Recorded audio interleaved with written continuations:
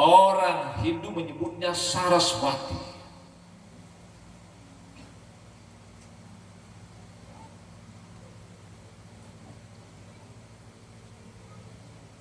Ibrahim punya istri juga yang lain, namanya adalah Hajar. Ibrahim ini punya tradisi yang disebut dengan tradisi korban, menyembelih binatang. Itu Ibrahim. Di Kristen juga ada penyembelihan itu. Di Hindu juga ada, namanya Gadri. Ibrahim punya air suci namanya air Zam-Zam.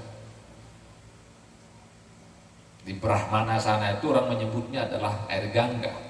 Begitu dalam tradisi Hindu. Tapi saya tidak bicara itu, tapi bicara Ibrahim saja yang punya dua istri. Pertama Sarah, yang kedua adalah Hajar.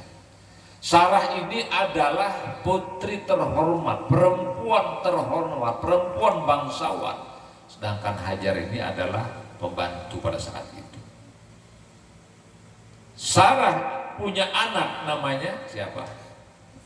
Ishak. Hajar punya anak namanya Ismail. Coba lihat, kalau saya kasih garis keturunan ya, di kanan ini adalah Sarah punya anak Ishak, yang sini Hajar punya anak Ismail. Dia lihat ya baik-baik di Ismail dan Hajar. Di Ishak itu punya anak namanya Yakub. Yakub punya anak Yusuf dan seterusnya nanti sampai Nabi Musa dan sampai Nabi Isa. Jadi Nabi Yakub ini punya anak 12, termasuk Nabi Yusuf. Inilah yang disebut dengan Bani Israel.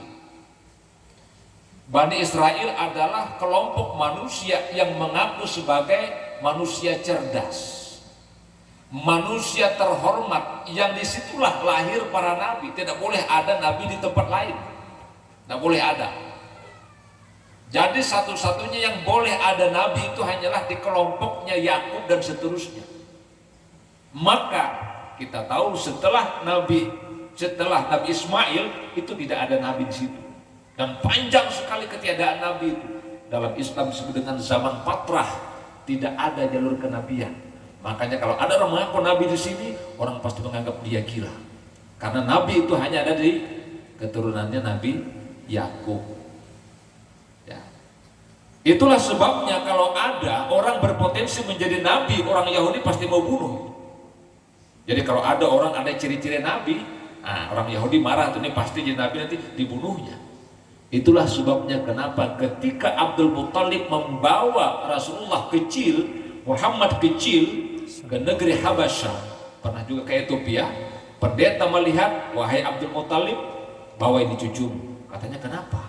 Ini kalau kalau orang Yahudi tahu, ini pasti dia bunuh, karena ini bukan keturunan dari Yahudi.